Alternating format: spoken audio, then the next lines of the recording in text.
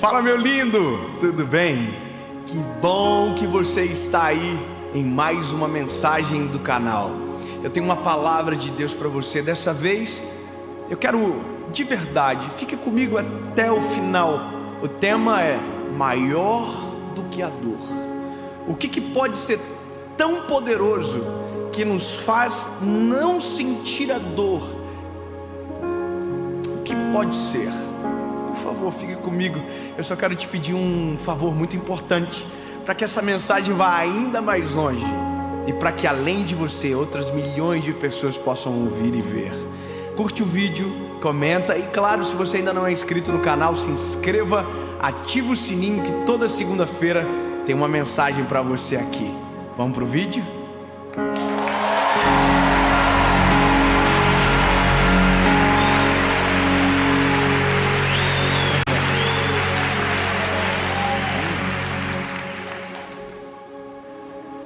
Romanos capítulo de número 8, versículo de número 18 diz o seguinte: porque eu considero que os sofrimentos deste tempo presente não são dignos de serem comparados com a glória que há de ser revelada em nós.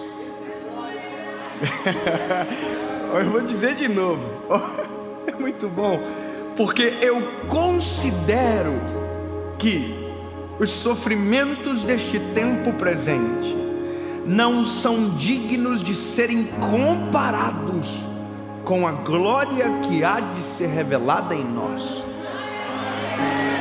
Essa mensagem, ela nasceu no meu coração ontem, aqui atrás, enquanto eu conversava com o apóstolo Joel, que é pastor dessa igreja que estamos gravando agora.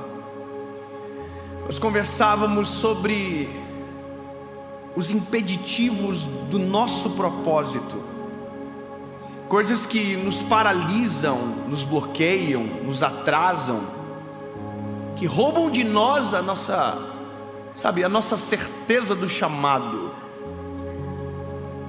e que de uma certa forma somos alvos muitas das vezes de palavras que pesam tanto, que nos roubam o nosso olhar daquilo que verdadeiramente importa.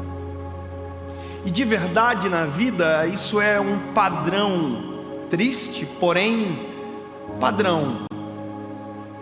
Todo mundo que faz algo relevante, em algum momento tentarão parar. Em todos os níveis, em todos os nichos, em todas as histórias, se você cumprir o chamado, em algum momento algo virá contra você. Se você trabalha numa empresa e você exercer de maneira eficaz o seu trabalho, mesmo fazendo tudo corretamente, em algum momento alguém vai se irritar. E talvez na ausência de uma verdade sobre, criará uma mentira para descredibilizar, desonrar. E é nesse dia que, se os nossos olhos não estiverem focados no que é o certo, o nosso coração é abatido e a gente esmurece. Essa semana eu sou atendido por uma massoterapeuta que ajuda a recuperação muscular. É uma pessoa que nós amamos muito, eu e a minha família. E ela dizia para mim que alguém proferiu comentários muito maldosos sobre ela. E foi tão duro o que ela viu, que ela ficou em casa e não conseguiu sequer ir trabalhar. O dia inteiro na cama, triste por conta de uma palavra. Olha quão poderoso é uma palavra. E sabe, aquilo me fez refletir. E eu disse para ela: ô minha linda, você é muito fraca. Mas aí eu lembrei que eu também já passei uns perrenguezinhos na vida assim também. E que na verdade a nossa humanidade ela é assim. A gente às vezes tem 100 pessoas dizendo que está tudo bem, mas se um falar que está errado, a gente acaba com tudo. Todo mundo está dizendo uau, que lindo, mas se um dizer feio, a gente faz porque a gente é assim. Então, se os meus olhares estiverem sobre o aplauso ou sobre a crítica, em algum momento eu vou passar um problema e eu vou desistir. E aí, o que me fez chegar a esta palavra foi uma história de um homem da Bíblia que eu vi aqui atrás. Estevão, o primeiro mártir da Bíblia, o primeiro homem que morreu por amor ao Evangelho. Sabe, morreu pela missão. A Bíblia vai dizer que em Atos dos Apóstolos, a igreja primitiva está pujante, ela está acontecendo. Depois da descida do Espírito Santo de Atos dos Apóstolos, a igreja é poderosa, ela tem frutos poderosos, e assim como pessoa, uma organização que cresce também irrita. E a Bíblia vai dizer que autoridades judaicas estavam incomodadas com a igreja, assim como estavam incomodados com Jesus, assim como estavam incomodados com Moisés, assim como estavam incomodados com José, assim como estavam incomodados com tantos outros homens que Deus levantou. Sempre vai ter alguém extremamente incomodado, basta você olhar a história. Mas aí a Bíblia vai dizer que a necessidade fez com que os apóstolos levantassem 7 homens de caráter para servir a mesa e auxiliar na igreja do Senhor. E um desses rapazes, o nome era Estevão. E se você ler a história de Estevão, há poucos relatos na Bíblia, mas de uma coisa eu sei que ele tinha caráter, era decente e era cheio do Espírito Santo de Deus. E isso é uma das características mais importantes de alguém. Não é o talento, não é o mérito, é a presença do Espírito Santo. Quanto mais cheio do Espírito Santo você for, mais convicto no que você está fazendo você se torna. Daí a Bíblia vai dizer que ele era cheio do Espírito Santo, ou seja, ele fazia o que lhe era proposto e fazia mais. A Bíblia diz que as pessoas eram curadas por ele, e isso irritava as autoridades judaicas, até o momento que, não havendo nada contra, inventaram uma mentira. Falaram que Estevão estava blasfemando contra a lei de Moisés. Olha que loucura! E essa palavra sobre ele fez com que fosse julgado, condenado, e a morte dele foi apedrejamento. A morte por apedrejamento talvez seja uma das piores da Bíblia. Uma morte cruel. Você era apedrejado por todos, e no final uma pedra muito pesada era solta no seu peito para que asfixiasse você e morresse até ali, naquele lugar, com uma pedra no peito. Só que tem uma coisa na história que é poderosamente linda, é que a Bíblia diz que enquanto apedrejavam Estevão, havia uma glória na face dele, havia um semblante lindo na face dele. E a Bíblia diz que ele relata: eu estou vendo o céu aberto e contemplo a glória do Senhor. Ou seja, enquanto ele estava sendo apedrejado, os olhos dele estavam voltados para um lugar. E aqui o que me incomoda é: como pode alguém que está sendo apedrejado ter um semblante bonito? Eu vou te contar uma outra coisa. Sabe, os cristãos ainda são perseguidos no mundo. E existem países aonde os cristãos são mortos pela sua fé. E eu vou te dizer uma história rápida. Uma das execuções que foram feitas, descobriu-se que precisava mudar o método. E os cristãos que estavam sendo mortos tiveram que ser todos encapuzados a partir daquela percepção dos homens maus que estavam matando eles. Sabe qual a percepção? É que se deixasse eles sem capuzes, a face deles irritava, porque eles sorriam enquanto estavam morrendo. Havia sorriso no rosto, porque o que é esse tempo de dor que estamos vivendo comparado à glória que está sendo preparado para nós? O que é esse sofrimento comparado com aquilo que tem preparado para nós?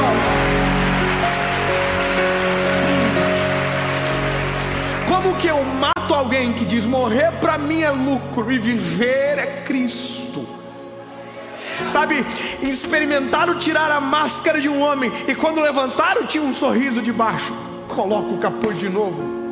Apedrejaram Estevão, mas o semblante dele havia paz. E aqui eu travei. Como pode ser apedrejado e continuar sorrindo? Como pode apanhar e continuar vivo aqui? Como pode? E aí eu entendi uma coisa, que na verdade alguém entendeu primeiro. E quem foi que me contou essa história? Se eu estou vivendo o meu propósito, eu preciso saber que fará parte do processo a pedrada, que fará parte do processo a crítica, que fará parte do processo a dor, cujo qual essa dor não se compara à glória que nos é separada, que nada se compara. Porém, as pedras irão chegar, e se os meus olhos estiverem em Cristo, a percepção de dor é diferente. Se as pedras começam a doer demais, provável que os nossos olhos não estejam voltados para o lugar certo. Se algo está me paralisando, provável que os meus olhos não estão voltados para o alto. Porque se eu estiver olhando para Cristo, a pedra vem, a crítica vem, o ataque vem. Mas se eu estiver olhando para o Senhor, e o que eu estiver vivendo é o propósito dele para mim nessa terra, não importa, maior é o que está comigo do que aquele que está no mundo. Vale a pena sofrer por amor a Jesus. A Bíblia diz: se vós fosseis do mundo, o mundo amaria o que é seu, mas porque vocês não são do mundo, é por isso que o mundo vos aborrece. É porque ser estranho provoca as pessoas. Mas se os nossos olhos estiverem em Jesus,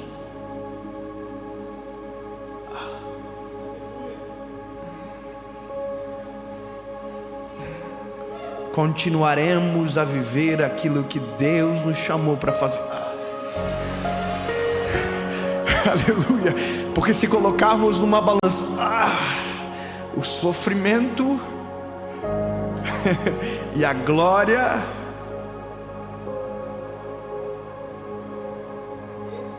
o peso da glória sempre será superior. Incomparável.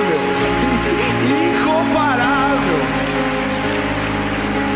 Não se trata agora de quem, do que. Não se trata de quem está falando, do que está falando. Se trata aonde estão os meus olhos. Porque na verdade eu não posso, você não pode ser refém da crítica e da aprovação. Porque uma hora quem te aprova te critica, outra hora quem te critica te aprova. Então, o que tem que nortear o nosso coração não é o aplauso nem a crítica, mas o Senhor.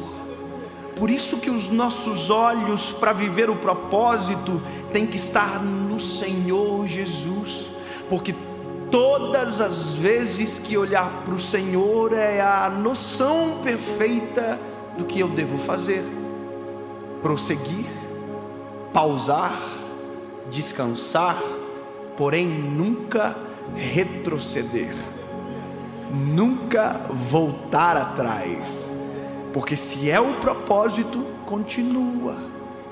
Entende? Estevão já sabia o que estava prestes a viver.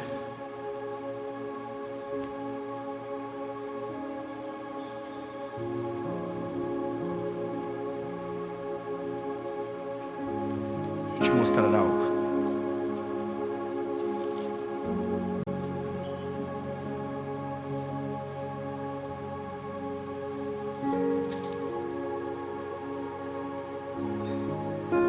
Mas ele, estando cheio do Espírito Santo, olhando firmemente para o céu, viu a glória de Deus e Jesus em pé à destra de Deus, e disse: eis que eu vejo os céus abertos e o Filho do Homem em pé à destra de Deus. Então eles, gritando em alta voz, taparam os ouvidos e arremeteram unânimes contra eles. Sabe, a crítica ignora os olhos daqueles que estão vivendo o propósito. Quem te critica, na verdade, ignora o que Deus está fazendo, o que você está vendo. Eles tampam os ouvidos e vão contra vocês, porque se ousarem abrir os ouvidos e ver com os olhos, terão que reconhecer: Deus é na sua vida. Eu vou ler mais. E expulsando da cidade, o apedrejavam, e as testemunhas depuseram as suas vestes aos pés de um jovem chamado Saulo. Interessante saber que começamos lendo um texto de um homem que consentiu sobre a morte de Estevão.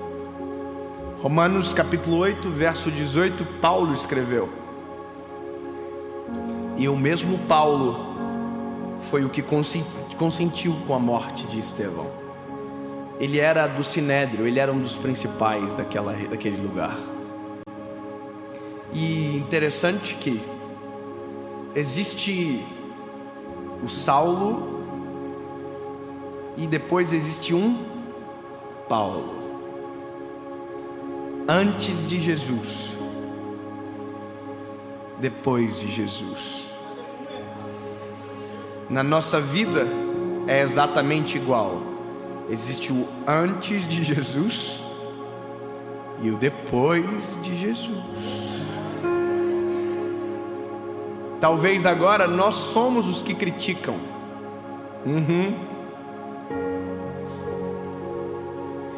Talvez agora nós somos o que atiram as pedras.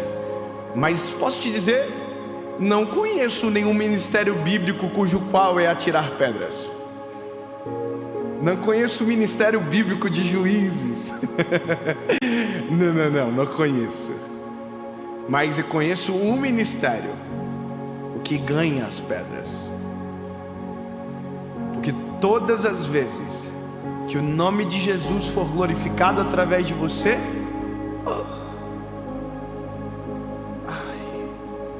pedras serão lançadas. Mas se os teus olhos estiverem no Criador, a glória será maior do que a dor da pedrada sobre você.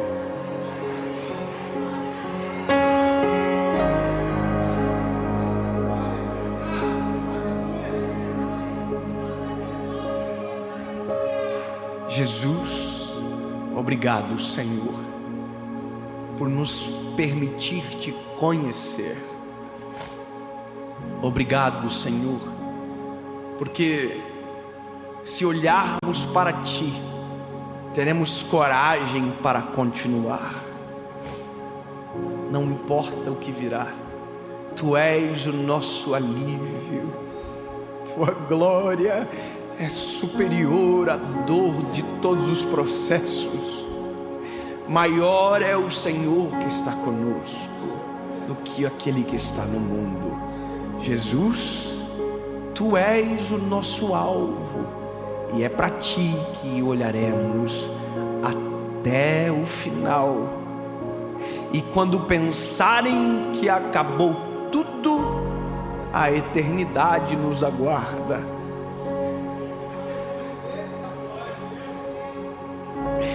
Porque na verdade, Pai, tudo o que fazemos em vida, tudo é sobre Ti, Jesus.